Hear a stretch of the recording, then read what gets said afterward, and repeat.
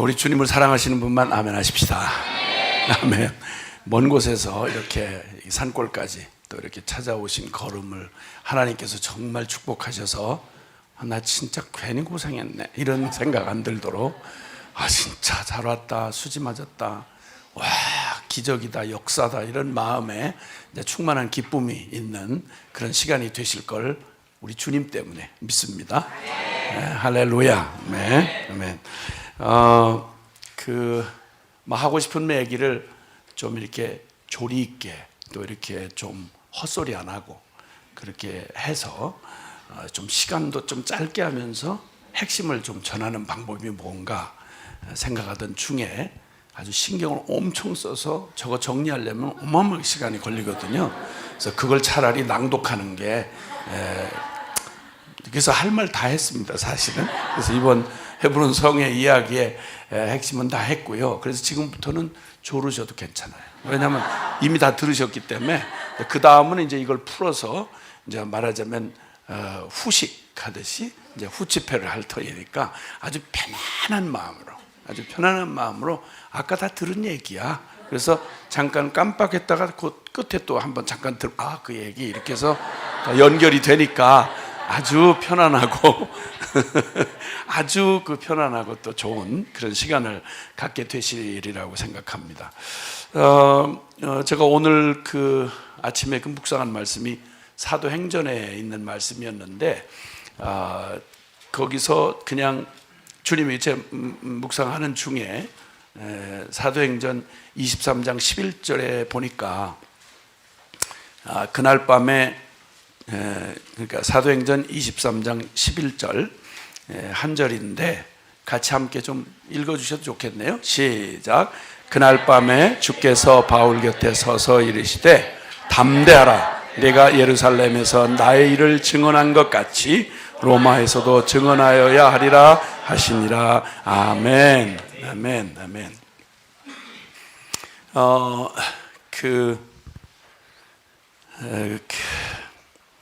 우리 삶을 사는 여정에서 이렇게 수많은 일들을 만나고 겪고 이제 보게 될 텐데 그 중에 아주 찝찝하고 기분 나쁜 그런 용어가 있습니다. 하나는 사기당했다 그럴 때 사기 그런 말고 사기당했다 이런 거 있잖아요. 사기란 말 아시죠? 누구한테 사기당했다 이렇게 그러면 이제 지금 금방 따라오는 생각이 뭔가 막 사기를 크게 당했을 때는 그냥 진짜 너무 믿고 그냥 거기다 있는 대로 투자를 했는데 그냥 있는 대로 막 집안 뭐 있는 거 다 끌어다가 내가 투자할 수 있는 걸 다 투자했는데 알고 봤더니 몽땅 사기를 당한 거예요. 그놈한테 사기를 당한 거예요. 그 중에 이제 이 사기당했다는 말처럼 사람이 털썩 주저앉고 그 배신감 그리고 겪을 수 없는 일 중에 정말 일생 살면서 이런 일은 겪지 말아야 돼요. 사기는 당하지 마셔야 돼요. 그래서 옆에 계신 분에게 지금 다시 한번 사기는 당하지 맙시다 이렇게 실컷 살아놓고 사기를 당했다. 근데 그 중에 이제 제일 우리 일생에 보편적으로 많이 당하는 일 중에 하나가 여러분하고 가장 가까운 사람 있잖아요. 그놈한테만 시집을 가면 진짜 내 인생은 책임져주고 그리고 행복할 줄 알았는데 아빠한테도 못 받은 사랑을 그래도 그놈한테는 받을 줄 알았는데 그리고 모든 이웃 사람의 다 아는 사람의 반대를 무릅쓰고 호적을 받아가 결혼을 했는데 그 다음 날부터 이런 도둑놈이 없는 거죠. 그러니까 나중에 살고 보니까 내가 완벽하게 사기를 당했구나. 이제 이런 어려움을 겪는 그런 분들이 좀 있을 수 있잖아요, 그렇죠? 죄송해요, 너무 상처를 건드려 죄송하고. 아니 그러니까 이런 얘기를 하면 제가 다른 데서 얘기를 하면 어디든지 사람들이 가장 많이 보편적으로 반응을 해요. 그런 거 보면 다 사기 당한 경험이 있다는 얘기잖아요. 하여튼 사업을 동업하다가 사기를 당했다. 여러분 이런 거 저런 거 다 사기를 당한 거 그건 다 해봤자 솔직한 말로 살아가면서 없어질 것들이에요. 사실은 뭐 속상하고 막 그냥 우울증 걸리고 막 자살하고 싶을 만큼 막 머리를 쥐어박고 싶을 만큼 너무 억울하고 분하지만 그거 사기 안 당한들 또 그것도 뭐겠어요. 또 안 당해도 그거지 뭐 솔직히 안 당하면 뭘 그렇게 오래 천년만년 살겠어요. 그러니까 다 지나가는 거고 다 이제 변하는 거고 그러니까 그건 또 그렇다 칠 수 있는데 여러분 만약에 진리인 줄 알았는데 내 지금부터 영원까지의 운명을 맡긴 믿음의 사기를 당했다. 복음의 사기를 맞았다. 이거는 영원한 운명이 끝장나는 거예요. 이 사기라는 말이 굉장히 아주 섬뜩하게 다가오는 거죠. 어차피 없어질 거 별거 아닌 걸 사기당했다면 뭐 그건 뭐 아쉽고 속상하지만 잊을 수 있고 지나갈 수 있는데 만약에 내 영원한 운명이 걸린 믿음의 사기를 당했다. 특히 뭐 세상에 종교가 얼마나 많아요. 종교들이 대부분 내세를 약속하고 혹은 인간의 그런 영원한 미래를 약속하는 것들이 대부분 종교인데 이 종교를 잘못 선택해서 완벽하게 영혼을 팔아먹고 사기를 당했다. 천하에 이건 펄펄 뛰어도 안 될 일인 거예요. 이런 단어가 정말 끔찍한 거죠. 그 다음에 또 하나 아주 생각하면 정말 기분 나쁘고 찝찝한 그런 단어가 하나 있죠. 막 역겹고 그게 바로 외식이라는 단어입니다. 밖에서 뭐 사먹는 거 그런 거 얘기하는 거 아닌 줄 그건 아시죠? 요즘에 하도 언어를 가지고 막 줄이고 막 그냥 이렇게 막 비틀어 얘기하고 이래서 무슨 말이 뭘 얘기하는지 잘 모르겠어요. 그래서 이렇게 확인을 할 수밖에 없어요. 유치한 것 같지만 확인할 수밖에 없어요. 외식 이렇게 하는 말에 밖에 나가서 먹는 거 이렇게 생각하는 분은 안 계실 거라고 생각하고 외식이란 말이 뭐냐면 속은 안 그런데 겉으로 그런 척하는 거. 그러니까 거룩하고는 눈꼽만큼도 상관이 없는 놈이 이 세상에서 가장 거룩한 것처럼 외식을 했다.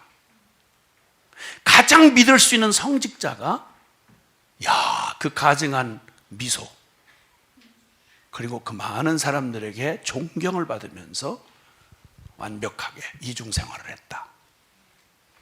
이거 역겹잖아요.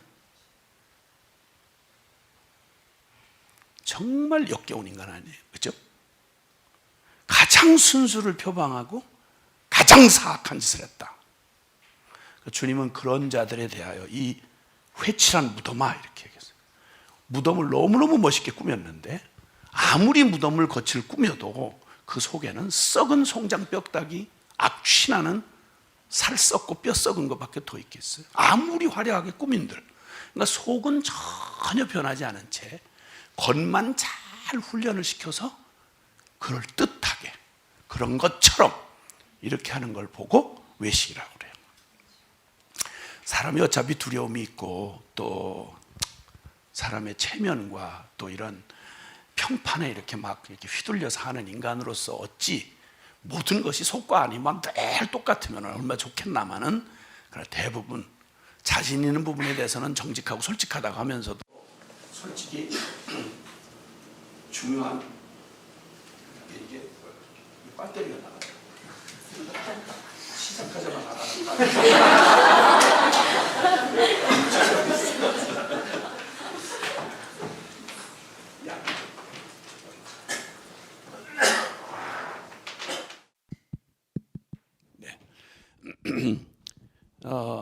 그런데 정말 그런 그 겉을 막 남이 보이니까 그래서 겉을 어떻게든지 우리는 수습을 해야 돼요.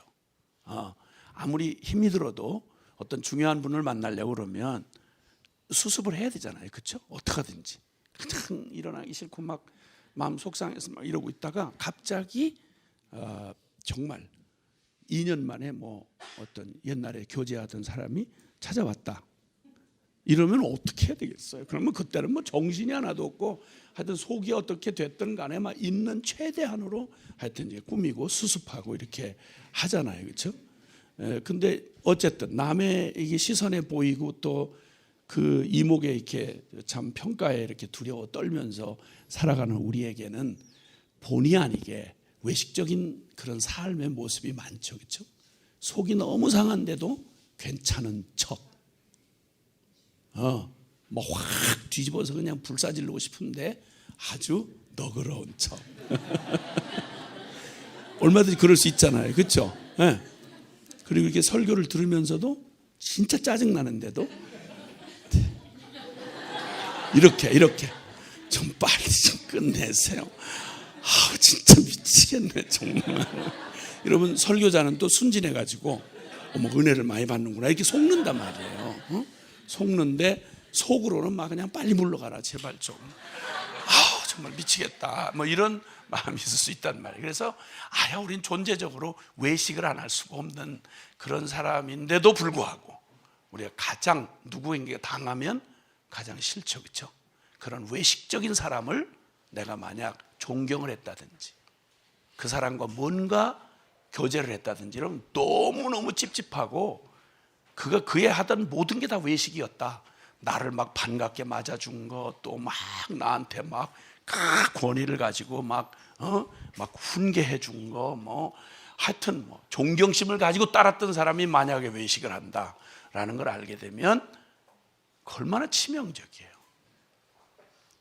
그래서 정말 우리가 이럴 때 보고 싶은 게 있어요.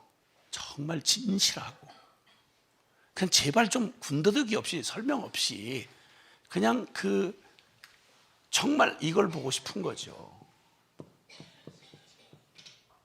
실제를 보고 싶은 거예요. 뭐 한국말이면 혼용해서 쓰긴 하는데요, 정확하게 구분해서 쓰는 사람들은 별로 없는데 뭐 저도 역시 그랬었고, 실제라는 말과 실제라는 말이 조금 엄밀하게 따지면 좀 다릅니다. 존재하는 걸 말해요. 존재 자체에 초점이 있다 그러면, 실제는 만약에 예를 들어서 그 실제라고 할 때는 그것이 나에게 정말 사실이 됐느냐 하는 거죠.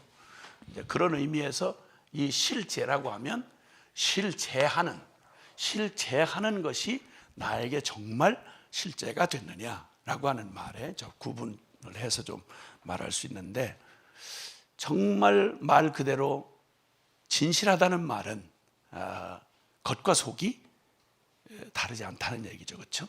그래서 그 말을 그대로 표현대로 받아들일 수 있고, 그 표정을 그대로 표정대로 그 감정을 그대로 받아들일 수 있고 믿을 수 있어야 되는 거죠. 그러니까 실제가 아니고 외식이거나 사기적인 이런 사람에게 마음을 주거나 아니면 기대를 했다가 그 실망을 하면 그 실망이 얼마나 큰지 몰라요. 그런데 이 실제라고 하는 나의 삶에서 그 많은 보고 듣고 배우고 내 양심이 소리를 지르는, 우리가 알고 있는 어떤 진리에 대해서, 또 혹은 어떤 우리 양심이 또 이렇게 동의하는 그런 거 있잖아요. 정직해야 되고 또 거룩해야 되고 진실해야 되고, 그렇죠?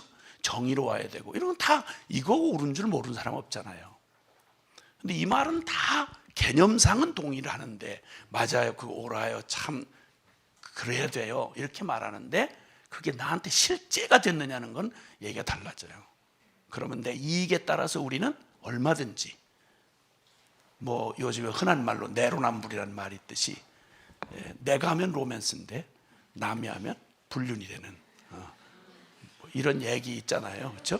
그러니까 자기에게 멋대로 자기 중심으로 자기 변명과 합리화를 하면서 그렇게 하는, 이렇게 딱 자연스럽게 이렇게 소리가 이어지는 이게 웬만해서는 쉽지 않은 거예요, 이게. 너무 감사해요. 그래서 이 문제가 이제 우리의 영원한 운명이 걸려있는, 우리 존재의 모든 운명이 걸려있는 복음에다가 이 개념을 대입시킨다. 복음에다가 대입을 시키면 얘기는 심각해지는 거예요. 복음이라고 하는 이 기쁜 소식이 이 하나님을 떠난 참 아담의 저주를 받고 이 땅에 그저 태어나서 그냥 살아가는, 이게 태어나서 주어진 운명이 다인 줄 알다가 그냥 살아가는 사람만 해도, 그냥 다른 거 아무것도 없어도요, 그냥 고민해 보면 인생은 말 그대로 불행해요. 첫 번째는 아예 복음을 들어보지도 못한 불신자의 경우, 신앙이 없는 사람이죠. 아니 뭐 복음 진리를 못 만난 사람이에요. 이 얘기는 그냥 뭐 다 해봤자 자기들 나름대로 종교도 만들고 뭐 여러 가지 철학도 해보고 하지만 한마디로 딱 말하면 솔직한 말로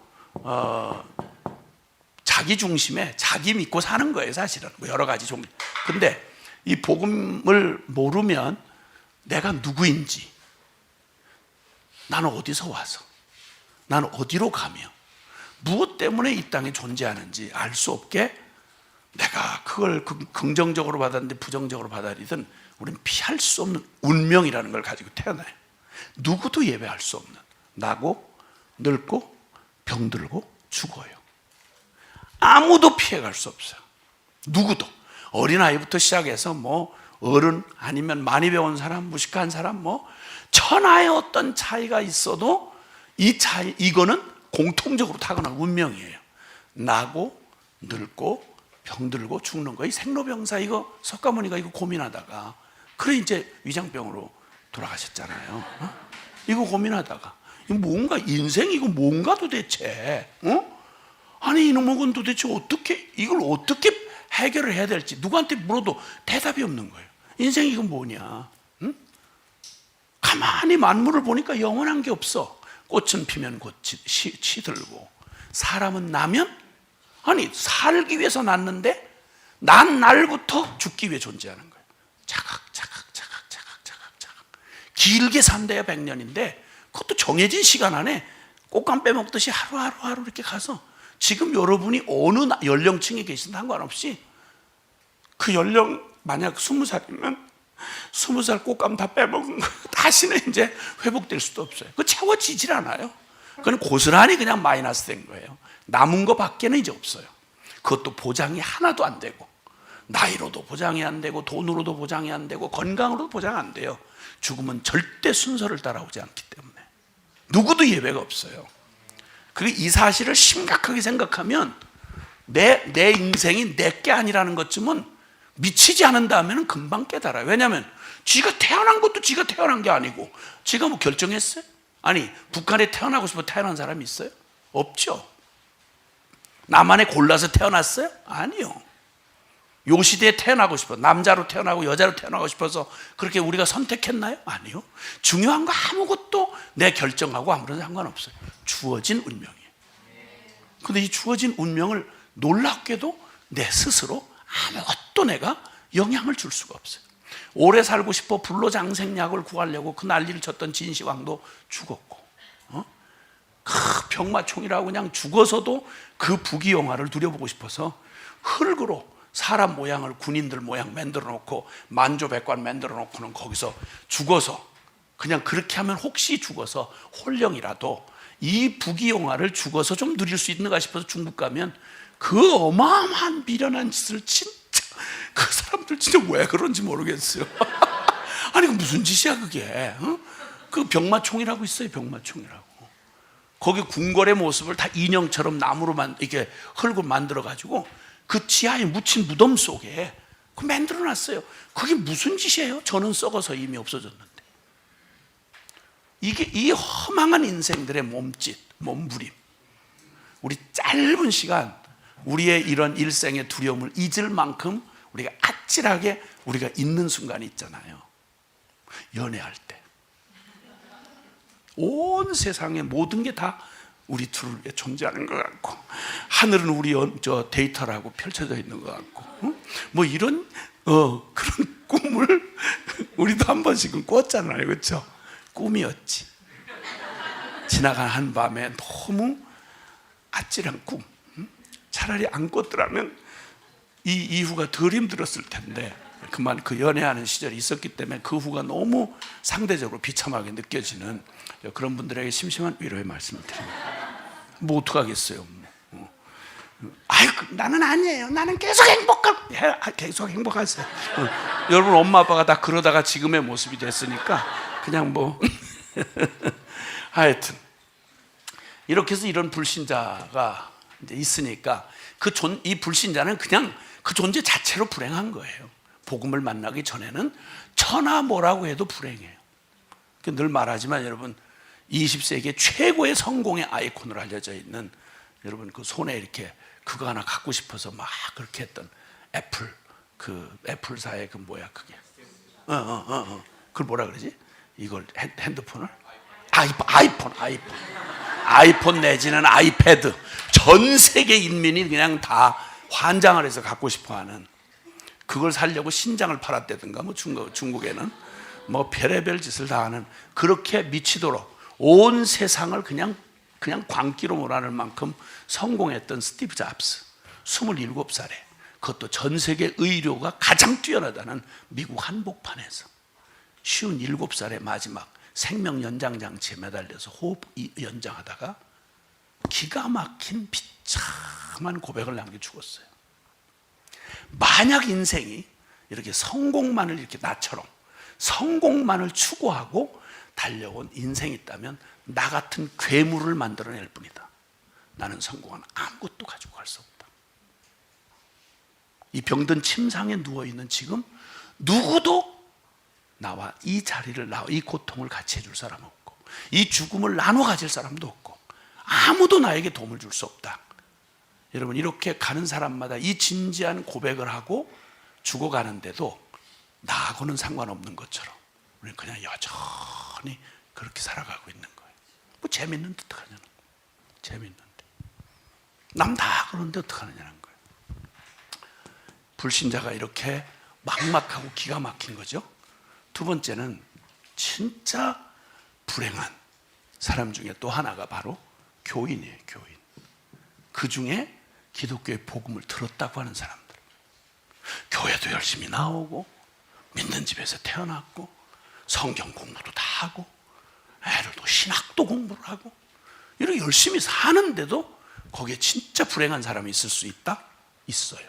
그게 바로 뭐냐면, 다 그 좋은 복음을 이 사람은 듣지 못해서 불행하게 끝난, 그렇게 듣고 싶어도 못 듣는 사람, 저 같은 경우였어요. 저는 안모태 출신이거든요.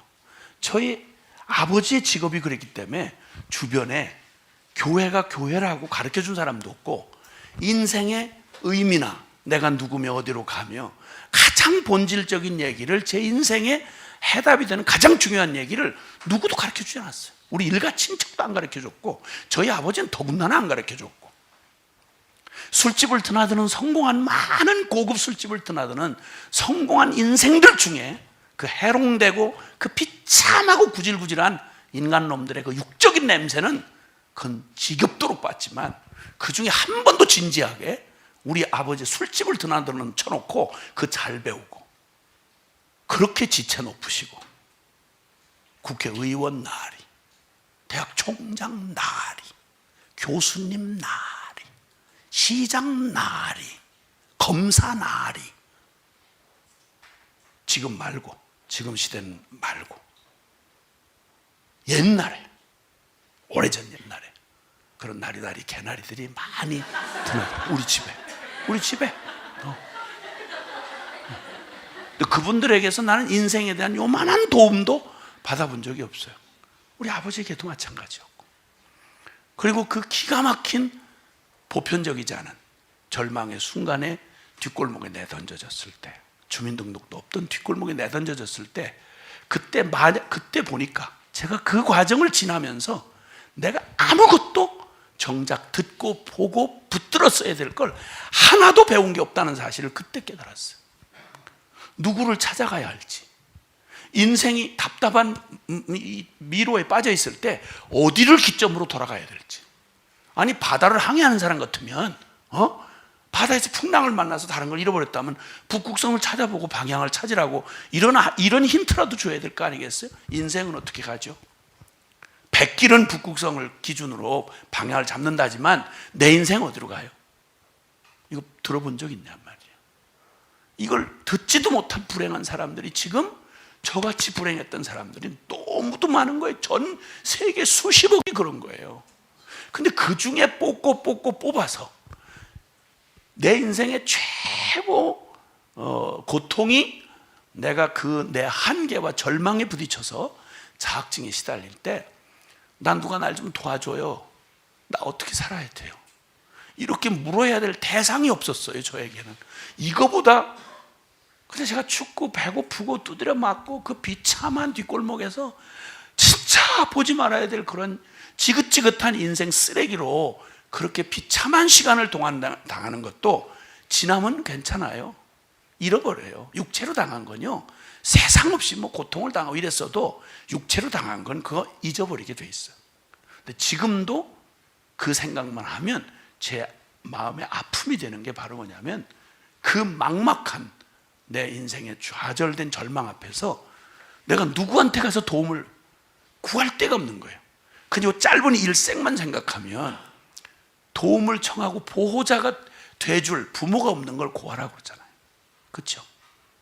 짧은 인생의 고아, 그러니까 주님이 고아와 과부를 특별히 부탁을 하셨어요.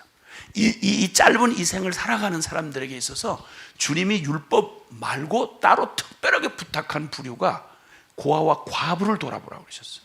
이게 경건이라고. 인간에게 기본적으로 우리가 기본적으로 주어진 의무 가운데 하나는 의지할 게 없고 그리고 보호받을 수 없는 고아와 과부를 절대 외면하지 말아라. 그게 하나님을 의식하는 경건이다, 이렇게 말씀했어요.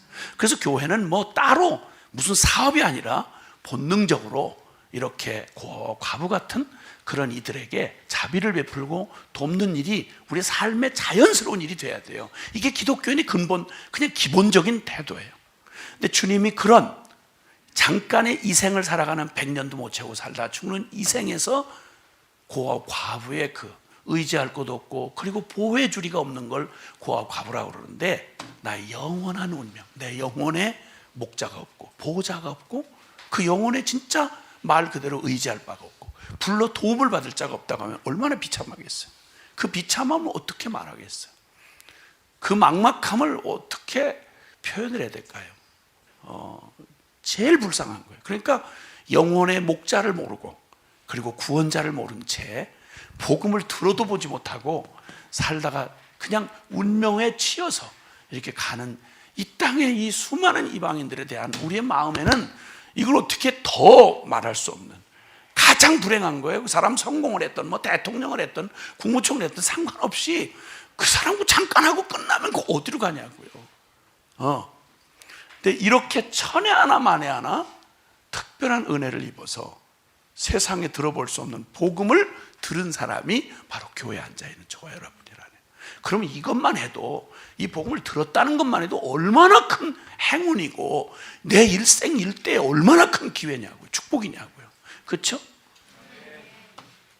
근데 이 엄청난 복음을 가지고 있는 교회에서 이 엄청난 복음을 믿는다고 말하는 교인들에게 있어서 세상에 남이 가질 수 없는 해답, 인생의 해답, 그리고 복음을 가졌는데 그 복음이 실제가 되질 못한다. 나 안에 복음 자체는 실제인데 나에게 실제가 되질 못했다. 이거야말로 진짜 불행 중에 진짜 불행 아니겠어요? 그렇죠? 네, 실제가 되지 못하는 거예요. 그래서 시편 49편 20절에 주님 말씀하죠. 존귀에 처하나 깨닫지 못하는 자는 멸망하는 짐승과 같다.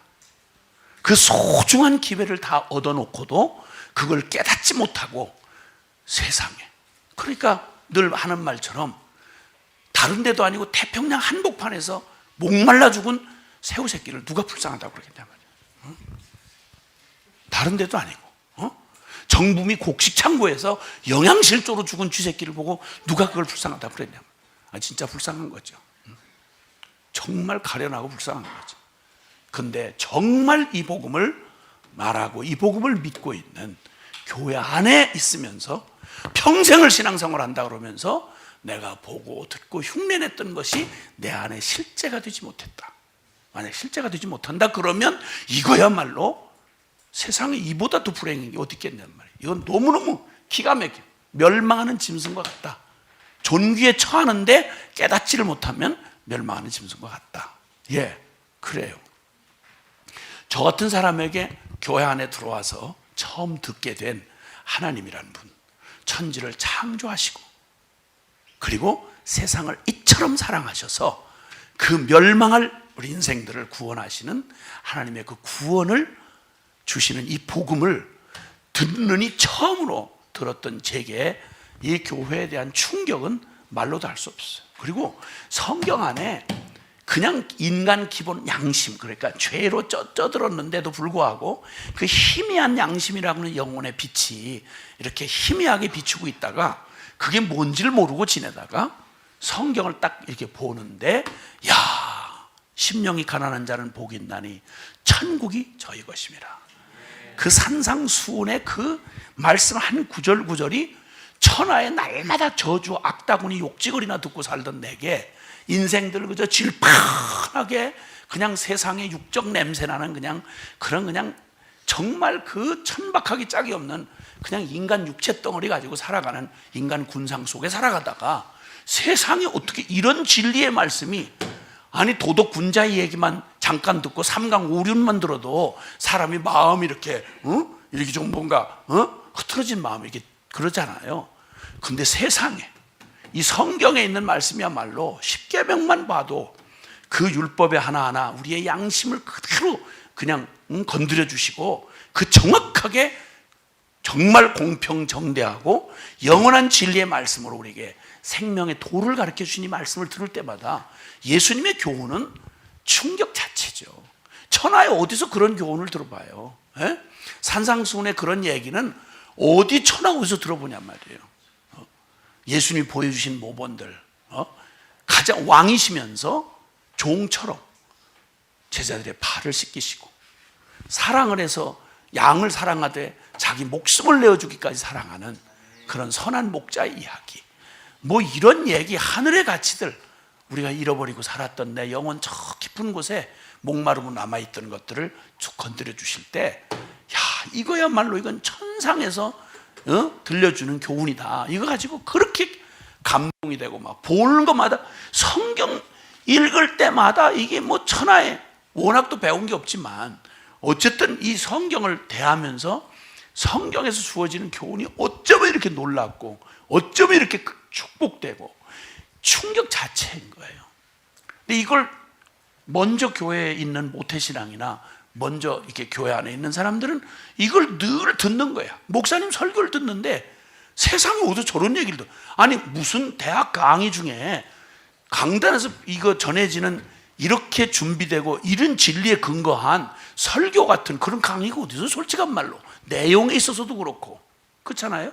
네. 이걸 매주 설교를 듣고 매일 그 성경을 보고 그렇게 하고 사는 이들이야말로 진짜 천하에 이렇게 행복하고 만사의 해답을 다 갖고 사는 거 아니에요. 내 인생 어디로 가는지, 죽음 이후에 영원한 세계가 뭘 기다리고 있는지, 어떤 게 옳고 그른지, 세상이 이렇게 딱딱 떨어지는 진리로 이렇게 무장하고 이렇게 훈련될 수가 있겠냔 말이에요.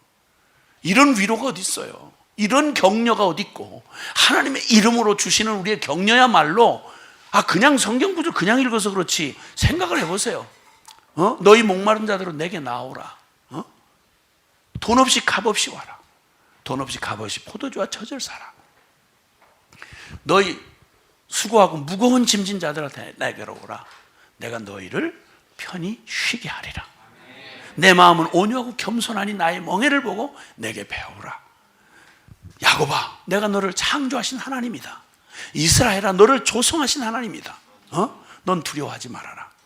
내가 너를 구속하였고 내가 너를 지명하여 불렀나니 넌 역사 속에 그냥 우연히 훅 던져진, 재수없이 던져진 운명이 아니라, 너 누가 뭐라고 해도 하나님, 내가 너를 직접 지었고 내가 너를 직접 내 인생을 내가 붙들고 있으며 내가 반드시 너를 도와주리라. 그러면 살아계신 하나님이, 천지의 주관자이신 하나님이 나 같은 인생에게 이런 약속, 이런 보장, 천지에 무슨 말을 들어서 이보다 더한 위로가 있으며 든든한 보장이 있겠어요. 그런 이런 말씀을 받고 아멘하고 믿고 사니 가장 행복한 사람이 크리스찬밖에 더 있으며, 가장 당당하게 살아갈 사람들이 이 복음 들고 이 성경 배우고 이 성경 진리 믿는 사람들 아니겠어요? 네. 그럼 당연히 가장 이 복음이 실제가 된 사람들, 그 사람들 가장 기쁘고 가장 당당할 사람들이 천하에 어디서 찾겠어요? 청와대에 찾겠어요? 어디 가서 그런 사람을 찾겠냐고요. 대학 강의실에 찾겠어요? 어디 절간에 찾겠어요? 제일 행복한 사람, 가장 당당한 사람, 가장 또 이 땅에 매이지 않고 초연하게 세상을 이기며 사는 사람 본다면 어디서 보겠냔 말이에요. 확률로 있다면 교회 아니겠어요? 교회 아니겠어요? 그리고 이 말씀을 특별히 연구하고 가르치시는 성직자, 목사님, 신학자야말로 이 땅에서 가장 어떤 혼돈과 두려움과 풍파 속에서도 항상 어느 때든지 영혼의 존재들이 늘 바라보고 저분, 저 인생의 해답과 하나님의 말씀을 가진 분, 이런 분이라면 더 말할 것도 없고 그냥 거기만 바라봐도 위로가 되고 저렇게 살면 되는 거구나 이럴 수 있지 않겠어요? 그렇죠? 아멘? 그러니까 다시 말하면 실제가 됐다면 교회가 교회답고 성도가 성도답고 예배가 뭐예요? 살아계신 하나님 앞에 그분이 받으시는 예배 앞에 우리가 그분 앞에 엎드려서 그분의 임재 안에서 그분의 영광을 찬양하고 그분의 위로와 치유와 그리고 그분의 격려를 받는 시간이 예배 아니겠어요? 예배가 예배답고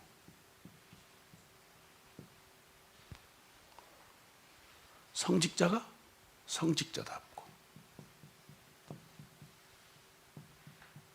신학자가 신학자답고 이러기만 하면 세상은 영광을 볼 텐데 그렇죠? 너 어떠세요? 다른 사람 생각하지 말고 맞아요 우리 옆에 교회 어머나 그게 무슨 교회예요? 이러지 말고 남의 걱정하지 말고 여러분은 어떠시냐면 여러분 나 같으면 답다 이렇게 말하실 수 있겠어요? 교회가 교회답다. 우리 교회 정말 교회답다.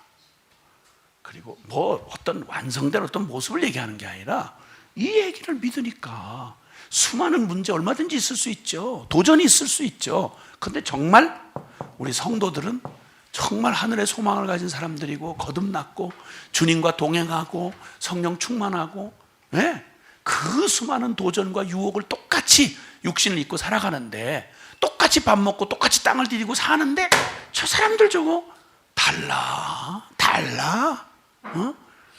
교인들 달라. 이게 초대교회 성도들 성령 충만을 입었던 초대교회 사도행전 2장부터 시작한 신약의 교회 모습이었어요. 그래서 사람들이 두려워하며 상종치 아니하더라. 그 말은 다시 한번 이게 아니고 너무 존경스러워서 똑같은 이웃집 아저씨였는데 이웃집 아줌마였는데 어느 날 성령에 충만해가지고 예수님 만났다고 하더니 이게 그렇게 악다구니 쓰고 싸우고 난리를 치고 그냥 쓰레기통 하나 가지고도 그렇게 싸움질하고 그러던 아주 그냥 악마 같은 그 옆집 아줌마가 갑자기 어느 날 휘까닥 뒤집어져가지고 이게 무슨 일은 갑자기 이게 어디 하늘나라를 갔다 왔나 천사가 됐나 충격이 될 만큼 어머나 이상하다 야 이렇게 충격이 될 만큼 그렇게 욕을 잘하던 사람이 어쩌면 그 입에서 갑자기 욕이 사라지고 어쩌면 그렇게 또 이웃 사람들 사랑하고 또 전도하는 입으로 바뀌었는지 신비하지 그냥 죽지 못해 끌려와서 그냥 간신히 시간만 때우던 모태신앙이 오늘 무슨 은혜를 받았는지 그냥 찬양하는데 벌써 달라. 찬양한데 달라 벌써. 아주 그냥 그 가사 하나 감격이 돼서 주님 앞에 노래하고 고통스러워도 아파도 힘이 들어도 그냥 신세 타령하던 사람이 그 고통을 가지고 한나처럼 주님 앞에 나아가서 살아계신 주님을 의지하며 승리하는 모습을 보는 게 이게 얼마나 설명할 필요 없이 실제구나. 실제. 저 사람 믿는 하나님 실제구나. 저가 고백하는 믿음 실제구나. 그래서 기도를 하고 응답을 확신하고 나면 한나가 얼굴에 수색이 없으니라. 믿으니까 그 믿었다는 말이 실제니까 막 근심이 되고 도전이 되고 고통이 되지만 그게 결론이 아니고 정말 주님의 말씀 그저 참 위로가 되고 그 말씀이 아멘이 돼서 들어오면 누가 말하지 않아도 그냥 근심보다 주님 믿는 믿음이 더 크니까 그래서 그걸 하고 이렇게 해서 정말 복음이 실제가 된 사람들, 이런 그 사람들의 모습, 그 교회는 말하지 않아도 산 위의 동네가 숨길 수가 없는 것처럼, 빛은 밤에 아무리 조용하게 조그맣게 한 쪽짜리 빛을 여기다 조용히 한 구석에 둔다고 해도 그 빛을 어두움이 가릴 수가 없어요. 그 빛이 어둘수록 더 밝기를 더 밝게 비출 수밖에 없는 것처럼 주님의 생명은 숨길 수가 없는 거죠. 그래서 그런 복음의 실제를 누리고 싶은, 정말 내 자신을 보면서 만일은 소금처럼 외식과 사기 가장 싫어하면서 이 모습을 내 안에서 발견하게 된다는 게 얼마나 당황스러워요.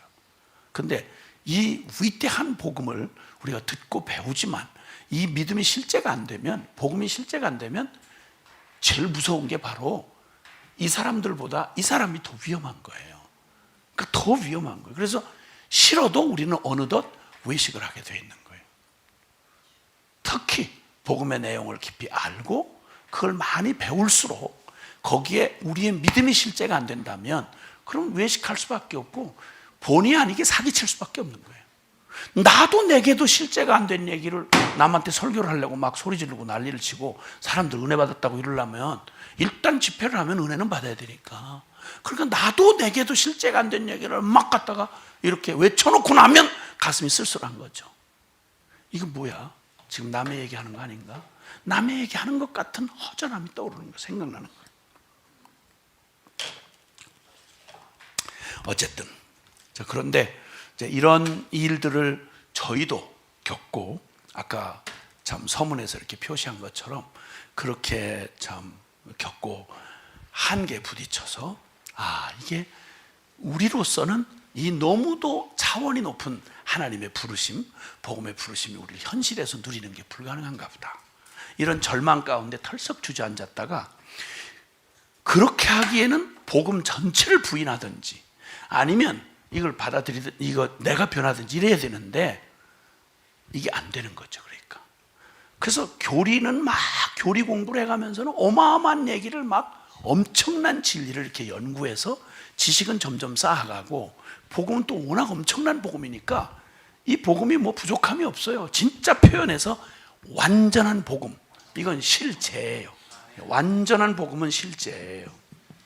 완전한 복음. 그런데 이 복음이 내 안에 실제가 되지 못하는 이 목마름, 이 고통, 그러다 보니까 자연스럽게 생겨나는 게 사기 내지는 외식이 내 삶에 자꾸만 나타나는 거죠. 못 견뎌요. 이렇게 하면 괴로워서 못 견뎌요. 서로 어렵고요, 서로 못 견뎌요. 그러니까 더 이상 개입을 안 하려고 하고, 교회는 점점 더 이제 인사만 살짝 하는 거죠. 뭐 1시간 간식이 그냥 콘서트처럼 예배라고 드려놓고는 서로 한 사람도 한 사람에 교제하고 싶지 않아요. 얼른 그냥 교회는 교회고 예배는 예배고 나 사는 건 또 사는 거고, 이렇게 이중생활하기 시작하는 거예요.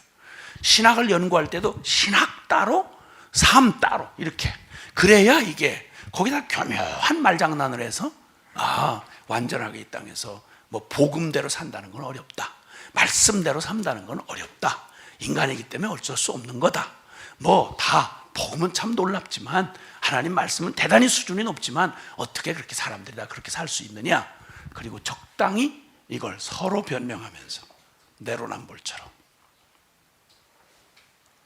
남에게는 기가 막히게 칼날같이 알고 있는 지식으로 정죄하고 판단하면서 내게는 적당하게 자기 변명과 합리화로 나는 어쩔 수 없어서 그랬어, 뭐 인간이 그럴 수밖에 없는 거 아니겠어, 그리고 또 나중에 회개하면 되지 뭐, 스스로 속이고 자기 변명과 합리화로 자기를 자꾸만 때우고 붙이고 가지만 영혼은 바싹 말라비틀어지고 비참해지는 거예요. 이런 모습을 그대로 치유하지 않으면 뭐 성경에 사실은 뭐 여러 교회 우리가 겪을 수 있는 모든 얘기가 성경에 다 나와 있어요. 그렇다고 그렇게 해도 괜찮단 말 아니었어요. 고린도 교회에 수많은 문제가 있었어요. 이방인으로 고린도라는 말 자체가 하여튼 음란함을 표현하는 용어가 포함된 말이에요. 아주 음란하고 항구 도시로 진짜 인륜 도덕이 그냥 완전 엉망진창 뒤죽박죽된 곳이에요. 근데 거기에 갑자기 복음이 들어가서 사람들이 어느 날 신앙생활을 시작한 거예요. 근데 이 사람들은 굳이 자기 삶이 다 그냥 이 진리하고 아무 상관없는 그냥 질펀하게 육적인 그냥 음란과 그냥 뭐 이런 싸우고 막 무질서하게 사는 게 삶이 전부 그러니까 성경으로 이제 율법을 배워본 적도 없고 그러니까 뜨거운 가슴에 그냥 주님 사랑 용서받았고 막 하늘 백성이고 소망이고 살긴 사는데 교정할 게 한두 가지가 아니야. 일일이 다 가르쳐 줘야 되는 거예요. 그러다 보니까 고린도 교회 안에 별의별 문제가 다 일어나요. 뭐 이 말도 안 되는 일들이 많이 일어나고 그런 건 또 어떤 경우는 그럼 어때 그거야. 물론 예수는 믿지만 뭐 그게 뭐 우리 문화인데 뭐 이렇게 하고 그냥 넘어가는 것들이 많이 있었던 거예요. 근데 그걸 그냥 넘길 수가 없어서 고린도 전후서에 보면 그냥 그런 그 진리에서 근거하지 않았던 그들에게 익숙하지만 진리에 근거하지 않았던 걸 다 교정해 주는 일이 양보 없이 하나님의 그 거룩한 기준에 맞춰서 교회를 세워가는 모습이 보이고 요한계시록에 그 7교회를 향해서 하신 말씀들을 보면 결국 이 실제에 관한 문제죠. 실제에 관한 문제죠. 뜨거운 열정으로 시작했던 칭찬받던 에베소 교회가 첫사랑을 잃어버리고 나니까 그 모든 모양은 남아있는데 주님을 향한 첫사랑을 잃어버리니까 주님 촛대로 옮길 수밖에 없는 이런 상황이 된 거예요. 너 첫사랑 어디서 떨어졌는지 다시 회복해라. 또 라오디게아 교회 같은 경우는 그냥 겉에 그냥 이게 겉은 뭐 얼마나 뭐 부족함이 없으니까 어쨌든 괜찮게 사는 동네니까 예배당 괜찮지, 교인들 다 잘 살지, 궁색한 거 없지, 거기다 하나님까지 믿으니까 얼마나 좋아. 그런데 속은 전혀 그 세속적이고 음탕하고 믿음 전혀 없이 이 세상에 먹고 마시고 시집가고 사고 팔고 영적이거나 뭐 살아계신 하나님 뭐 이런 관심이 없어요. 그러고 살면서 스스로 생각하기를 우리는 부자라, 우리 교회는 수준 높아서 부족함이 없다, 우리는 부요해서 부족함이 없다. 그때 주님이 하신 말씀 있잖아요. 요한계시록 3장에 하시는 말씀 가운데 너 믿음의 안약을 사서 내 눈을, 영적인 눈을 제발 좀 고쳐서, 너 소경 같은 네 영적인 눈을 좀 제발 떠서 네 영혼이 얼마나 비틀어졌는지, 육체는 기름지게 먹어서 정말 기름져 보이는데 네 영혼이 얼마나 바싹 비틀어졌는지, 꼭 중풍 맞은 것처럼 팔다리는 전혀 영적인 행동은 없이 지식은 들어가고 너는 도저히 아니구나. 너 비천하고 가련하고 곤고하고 벌거벗은 네 영혼의 모습을 보고 네가 돌이켜 회개하기를 바란다. 아멘. 그 계시록 3장 20절의 말씀이 볼지어다 내가 문 밖에 서서 네 마음의 문을 두드리노니 너가 누구든지 마음의 문을 열면 내가 너에게로 들어가 너는 나로 더불어 먹고 나는 너로 더불어 먹으리라. 무슨 말인가 하니 열심히 주님 섬기고 막 신앙생활 멋있게 규모 갖추고 한다고 생각했는데 깜짝 놀라게도 주님이 마음 문 밖에 밀려나 계신 거예요. 문 밖에서 문을 두드리고 그 문을 열어달라고 하시는 거예요. 그러니까 지금까지 예배 멋있게 드렸는데 예배 속에 주님이 안 계셨던 거예요. 교회 모든 모양을 갖췄는데 근데 그 안에 주님이 안 계셨던 거예요. 주님을 밀어내고 저끼리 있는 대로 분위기를 잡고 교회 모양만, 쉽게 말하면 외식이 된 거죠. 외식이. 실제가 안 됐던 거예요. 그래서 이제 정말 기가 막힌 위기 가운데 있는 교회들을 향하여 주님 요한계시록의 이 말씀을 주셨던 거죠. 너 내가 사랑하면 너를 책망한다. 돌이켜라. 주님이 어느 교회도 그래도 괜찮다고 하신 교회 없어요. 현실이니까 어쩔 수 없어. 대강교회라는 게 뭐 그런 거지 뭐 이런 거 없어요. 교회는 이기는 교회였어요. 그 모든 도전과 유혹과 너희의 한계가 있지. 그런데 복음은 좋은데 우리의 한계가 그러니까 믿음인 거죠. 우리의 힘으로 되는 게 아니라 그래서 믿음으로 승리할 수 있다는 거죠. 그 믿음을 쓰라는 거예요. 근데 그 주님의 그 요구 앞에 이 실제라고 하는 주제를 가지고 이제 주님은 언제든, 왜냐하면 하나님이 진리이시니까 그분 살아 계신 분이니까 하나님이 가장 싫어하시는 게 뭐냐? 외식이에요. 외식은 용서의 대상이 아니에요. 이 독사이 자식들아, 이 회칠한 무덤아. 외식은 심판의 대상이지 용서의 대상이 아니에요. 하나님을 가장 왜곡되게 표현하는 게 바로 아무리 큰 죄라도 정직하게 주님 앞에서 정말 깨어진 심령으로 주님 앞에서 정직하게 나아가고 그러면 되는데, 이걸 외식하다가 망한 예수님을 잡아 죽인 데 앞장섰던 사람들이 하나님 부르고 가장 거룩한 척했던 예수님 당시에 바리새인들, 서기관들이었어요. 얼마나 모순이에요.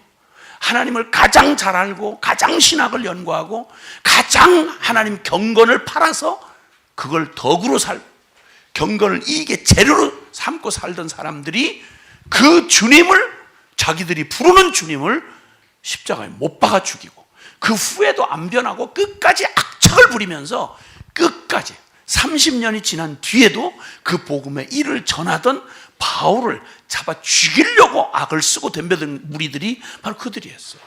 아까 제가 읽은 본문에 사도행전 23장에 나오는 그 자기의 일, 즉 예수님의 복음을 증거하는 바울을 그냥 잡아 죽이려고 아주 펄펄 뛰고 예루살렘에 그냥 모든 유대인들이 난리를 치고 30년이 지났는데 안 변할 놈은 안 변한 거예요.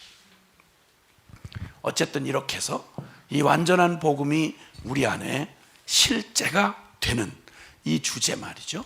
그래서 이 주제를 가지고 저희가 부딪혔던 게 2002년도에 부딪혀서 저희도 큰 절망을 경험하고 나름 열심을 하고 최선을 다해서 뭐 주님 때문에 무소유로 산다, 뭐 선교 완성을 위해서 전 세계를 선교사님들 심부름해 가면서 선교 완성이 될 그날을 바라보고 쫓아다니고 이러다가 쉽게 말하면 저희가 이제 한계에 부딪힌 거죠. 그렇게 복음을 전하고 그렇게 주님을 위해 산다고 한 우리가 도저히 우리끼리 안 되겠는 거예요. 사랑할 수가 없어요. 같이 살아보면 아시잖아요. 공동생활을 이렇게 해보면 그러니까 네 집안 식구가 왼술이라 그런 말씀 있잖아요. 가장 사랑하고 가장 힘을 줘야 될 가족들이 사실은 제일 사랑하기 어렵잖아요. 근데 저희는 공동체로 사니까 보통 부부들은 결혼하고 나면 뭐 다 맞벌이하고 그냥 서로 그냥 집에 돌아와서 그냥 간신히 얼굴 밤에 잘 때나 보지 뭐 따로 안 보잖아요. 근데 저희는 24시간 같이 써야 돼요. 그러니까 삶 자체가 불행이에요. 그러니까 안 볼 수 있는 기회가 거의 없어요. 그러니까 밥 세 끼 꼬박 같이 먹어야죠. 그리고 일도 사역도 같이 해야 되죠. 막 이러니까 그냥 꼬박 붙어 앉아서 가족도 모르는 비밀을 서로 다 알 수밖에 없어요. 숨길 수가 없어요. 다 드러나요. 그가 진짜 어쩌면 그렇게 사람들이 마음에 안 들게 생겼는지 몰라요. 진짜 마음에 드는 사람이 하나도 없어요. 하나도. 그래서 이 사람 아니고 저 사람 만나면 좀 나아질까 싶어서 멀리 있을 때는 다 좋아 보이죠.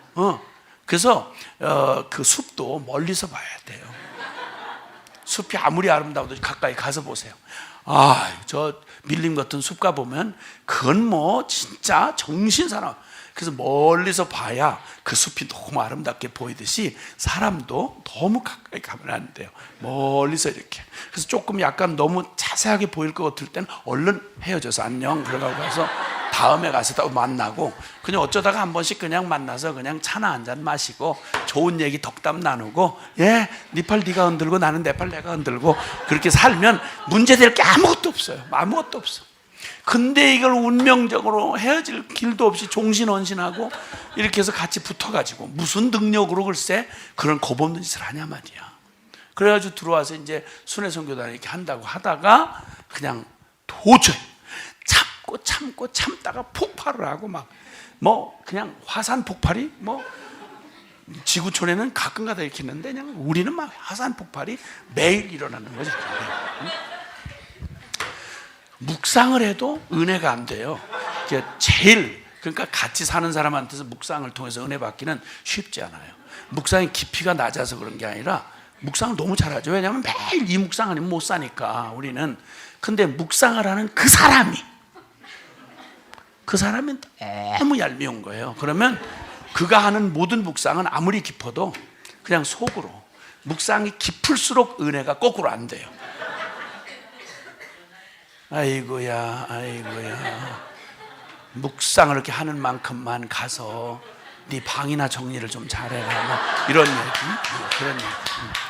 그러니까 그냥 속으로 그러다가 정도가 지나치면 또 묵상이 막 은혜스러운 말씀이 이렇게 올 때 그럴 때 저 입술을 찢어 주옵소서 뭐 이런 생각이 너무 가증한 입술. 아이고 뭐 이제 이런 마음이 드니까 그게 너무 어려운 거예요. 그러다가 막 박이 터지게 싸우다가 그렇게 헌신하고 주님밖에 없고 소망이 없고 그냥 선교사 이렇게 했다가 박이 터져가지고 도저히 우리는 이 복음이 실제가 안 된다. 남에게 전할 때는 좋고 막 남 때려잡을 때는 좋은데 이게 우리한테는 이게 안 된다. 그래서 완전히 절망을 하고 사표를 다 내고 순회선교단 그만두기로 이렇게 했죠. 부끄러운 사람들이죠. 다 너무 부끄럽고 웃을 수 있는 얘기가 아니고요. 우리한테는 이게 사느냐 죽느냐 문제인 거예요. 왜냐 아무 대책 없이 남기지 않고 뒤를 남기지 않고 주님 따라간다고 왔는데 큰 소리 치고 왔는데 여기서 우리의 한계를 보는 그 비참함은 그냥 그래서 죽음이라 이렇게 표현하는 거죠. 그래서 그렇게 깨지고 박살이 나고 난 다음에 그리고 주님 앞에서 우리가 알고 있던 그 어마어마한 복음의 내용, 이 완전한 복음의 내용들 있잖아요. 복음에 다 해답이 있으니까. 근데 이 놀라운 복음을 내가 모르는 것도 아니고 아는데 그리고 믿어. 그걸 믿고 그것 때문에 사실은 일생을 바쳤는데 그 복음을 내가 알고 믿는 복음이 실제인 걸 의심이 안 돼요. 왜냐하면 너무 주님이 너무 분명하게 가르쳐 주셨으니까 체험으로도 복음의 진리로도. 근데 이 실제가 되질 않는 거예요. 왜 이게 안 되나? 죽 같은 거예요. 그래가지고 구원을 우리가 못 받았나? 죄사함에 이런 문제가 좀 허술한가? 알고 있는 내용을 가지고 계속 우리를 점검하고 파고 들어가다가 비로소 복음을 알고 있던 내용을 쪼가리 알고 있었다는 걸 우리가 발견한 거예요. 그래서 이걸 전부 구슬이 서말에도 꽤 보면 보석이 된다고, 보배가 된다고, 이 전체적인 진리를 그냥 대답을 찾아가기 위해서 계속 찾아가다가 총체적인 복음의 진리 앞에 서게 됐고, 그 진리가 진리 앞에 드러난 우리가, 나 정말 주님 사랑하고 헌신했고 복음 다 믿는데 왜 안 돼? 너 때문이야. 계속 이랬던 저의 이 변명하던 저의 실체가 총체적인 복음 앞에서 그냥 발가벗겨듯이 드러난 거예요.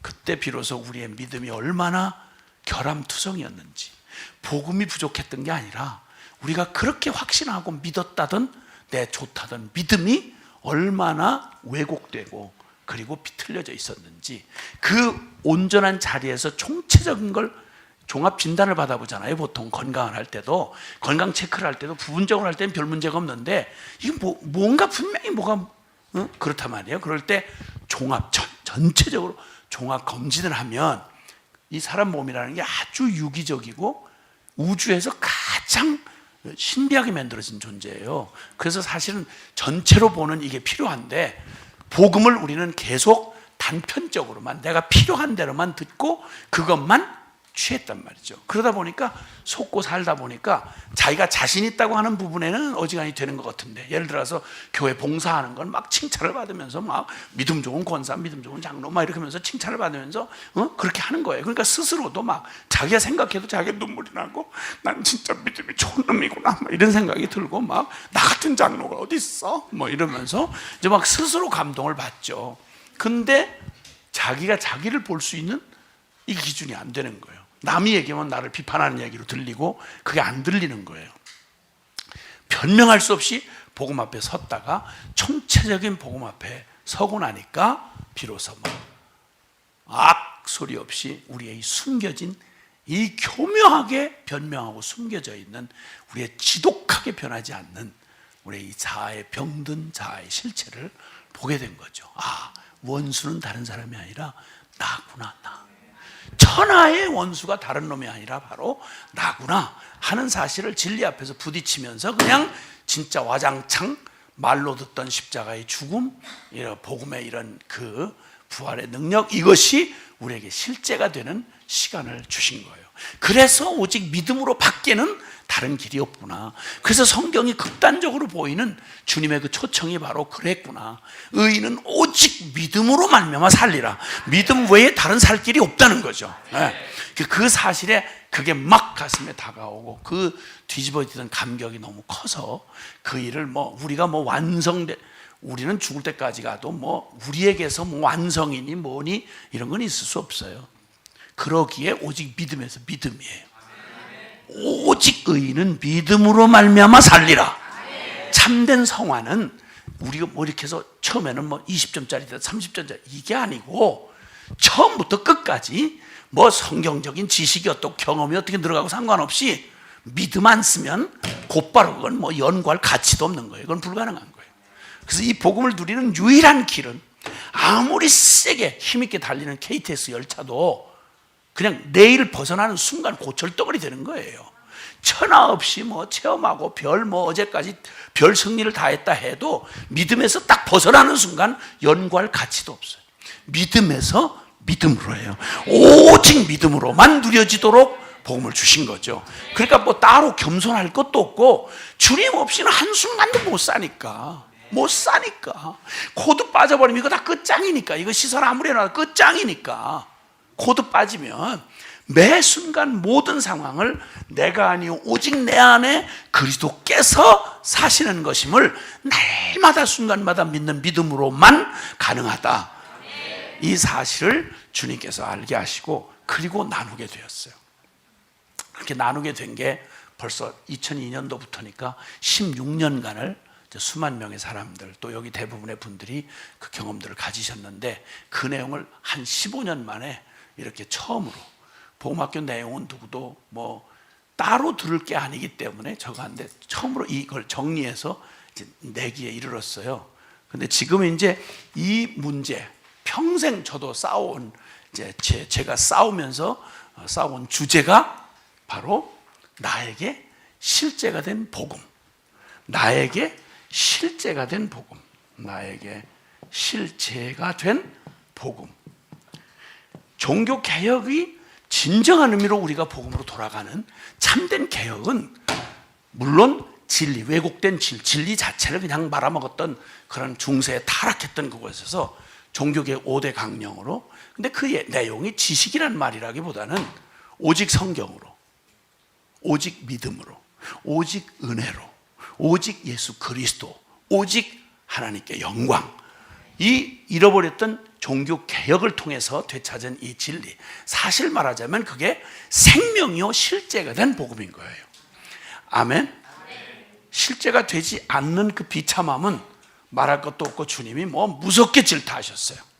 뭐 간단하게 아시겠지만 여러분, 주님께서 그 주여 주여 하면서 여전히 주님이라고 부르는데 실제가 아니야. 지가 지 인생의 주인이지 자기가 주인이라고 부르는 예수님이 한 번도 실제가 된 적이 없는 거예요. 그러면서 우리는 전혀 갈등 없이 주님 주님 주여 주여 이렇게 하는 거예요. 그리고 그 주여라고 불렀다는 것 때문에 나는 안전하다, 나는 천당 당연히 간다, 나는 뭐 잘 될 거다, 이런 정신통일을 하지 말라는 거예요. 그럴 수가 없는 거예요. 마태복음 7장 21절 이하에 23절에 나더러 주여 주여 하는 자가 다 천국에 들어갈 것 아니요 하늘 아버지의 뜻대로 행하는 자라야 들어가리라. 아멘. 산상순의 마지막을 장식한 얘기는 딴 거 없어요. 실제다는 거예요. 실제. 나무는 무엇을 보아한다? 모양 보고 몰라요. 모를 수 있어요. 식물도감 안 배운 사람은 잘 모르죠. 근데 연구할 것도 없고 사과가 맺히면 그 사과나무예요. 그걸 뭘 나무 밑에서 고민을 해요. 이거 혹시 감나무 아니야? 찔레나무인데 여기서 사과가 맺혔을까? 뭐 이런 고민을 왜 하냐 말이에요. 그걸 왜? 그걸 미쳤다 그래요. 그런 걸 보고. 나무는 열매를 보아 알고 무슨 존재는, 예를 들어서 이리는 이리하고 양하고 존재가 달라요. 양은 풀 뜯어먹고 사는데 이리는 그냥 고기 뜯어먹고 산단 말이에요. 아무리 양가죽을 쓰고 양인 것처럼 해도 그 이리가 양가죽을 입고 나는 양이야 이렇게 하고 속이고 있는데 겉은 모양은 속일 수 있지만 본성은 못 속여요. 계속 이리가 풀만 계속 뜯어먹으면 나중에 영양실조 걸려서 죽어요. 이렇게 못해요. 근데 그 앞에다가 피 냄새가 나는 고깃덩어리를 휙 던져놓으면 양가죽으로 아무리 위장하고 있다가도 본성을 숨길 수가 없어요. 죄의 이 육적 본성을 가지고 사는 놈한테 죄의 고깃덩어리를 옆에다가 휙 던져놓으면 그거 널름 갖다 집어먹는 거죠. 널름 집어먹는, 못 속여요. 그거 못 속여요. 그러니까 주님이 얘기하는 거예요. 실제가 안 된 신앙, 그건 스스로 속이는 일이지 그건 있을 수가 없다는 거예요. 주님이 우리에게 주신 복음은 실제가 돼야 되는 거죠.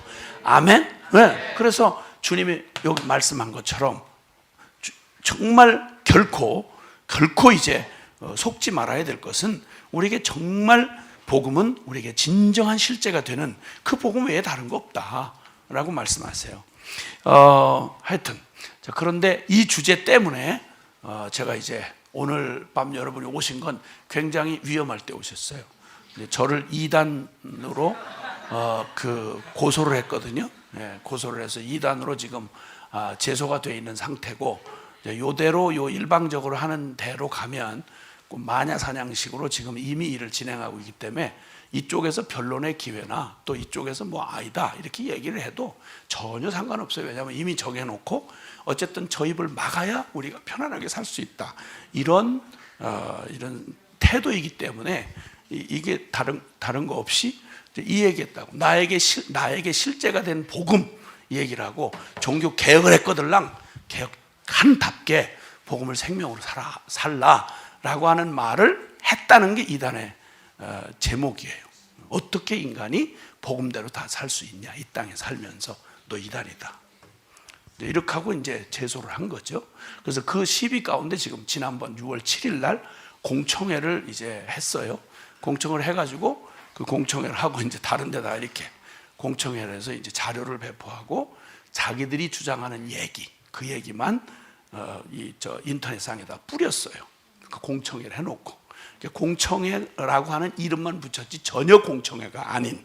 그래서 이 주제가 지금 한국 교계에 아주 중요한 이슈가 되고, 거기에 주 타겟이 김용희 선교사와 복음학교에 관한 공청회.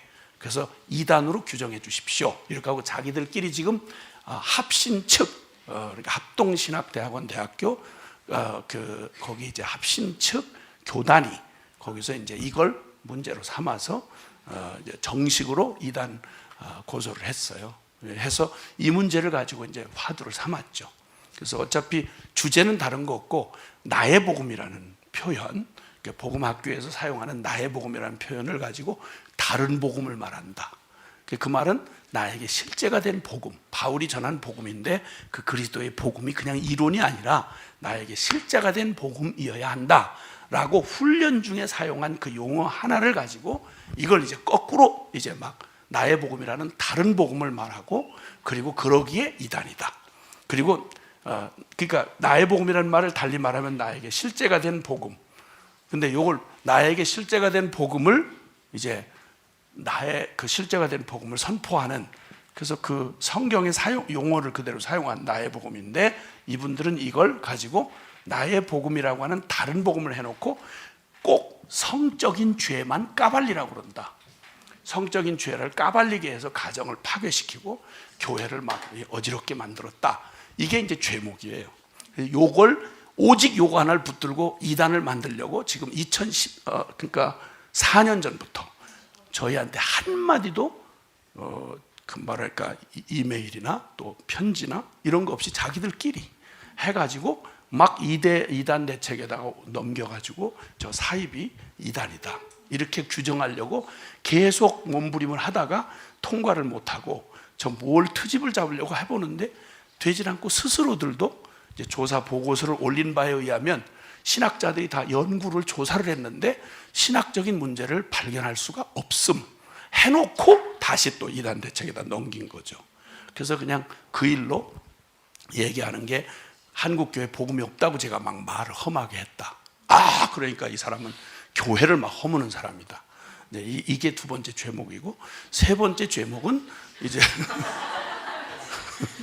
세 번째 죄목은 완전 성화를 얘기한다.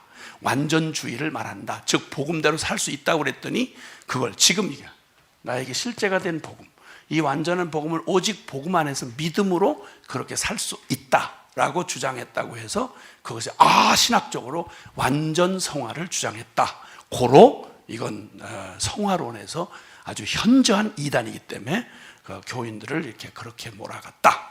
이제 교회를 허문다. 그러니까 저건 이단으로 규정해달라. 이렇게 해서 지금 9월달 총회 투표만 남겨놓고 있는데, 그런데 전혀 일방적으로 이쪽의 의견에 대해서는 전혀 거들떠 볼 생각도 없고 핑계도 없어요. 그리고 이 책을 보내줬는데 읽지도 않았어요. 읽지도 않고 계속 본인들의 얘기를 계속 이제 반복하고 있는 거죠. 어쨌든 그 주제는 딱 하나예요. 그게 뭐냐?